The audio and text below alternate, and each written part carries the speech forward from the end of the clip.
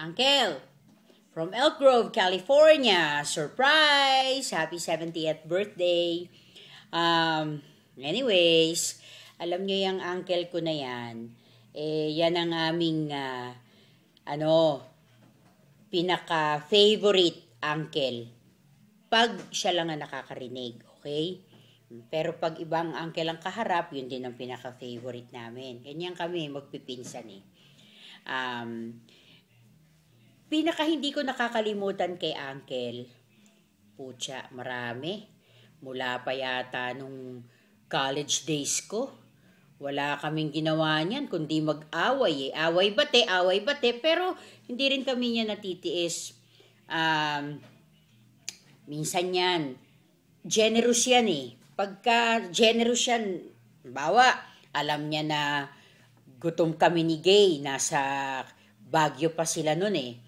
Pagka meron niyang pera, anong gusto niyong kainin? Kumain na ba kayo? Yun ang maganda sa kanilang magkakapatid eh, si Uncle. Kahit na anong sabihin mo, lagi niyang tatanungin kahit sino sa mga pamangkin niya o dumating na bisita. Kumain na ba kayo? Ayan, ganyan sila. Magagaling silang mag-alaga ng mga anak nila. Tsaka mga pamangkin nila talagang parang anak din nila.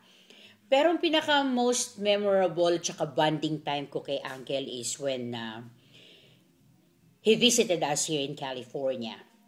And I'm very, very thankful na God given us the opportunity to be with my Uncle Nides, that I spent time with him and Tita Tessie, na nagpunta kami sa Reno.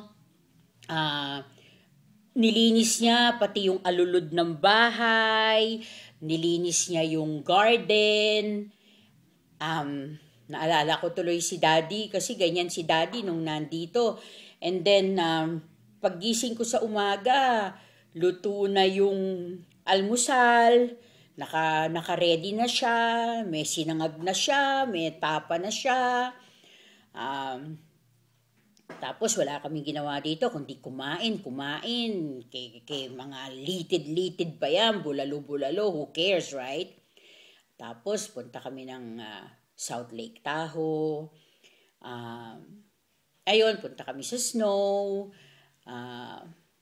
Order kami doon ng pizza. Nagustuhan niya yung round table na white sauce. So, hint lang yan. Kung order kayo dyan ng pizza, make it sure na i-order niyo si Uncle ng thin crust na yung white sauce, yung garlic sauce. Gusto niya yan.